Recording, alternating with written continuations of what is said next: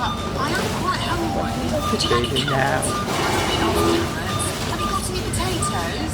Yes, we do. That you Maybe do. potato with jelly and cheese and strawberry jam, please.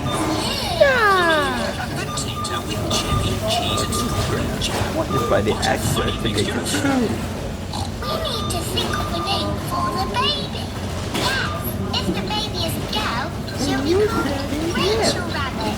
Or how about Ruth Rabbit, Roxanne Rabbit, Sharon Rabbit? I don't think so, Pedro. Sharon Rabbit sounds wrong. I like Rosie. Rosie Rabbit. It's perfect. But what if the baby is a boy? Oh, how about This one. Raymond Rabbit? Michael Rabbit? Michael Rabbit? I said, No! no.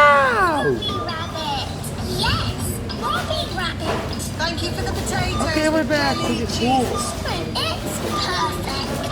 But what if the baby is a boy? Oh! How about... This one.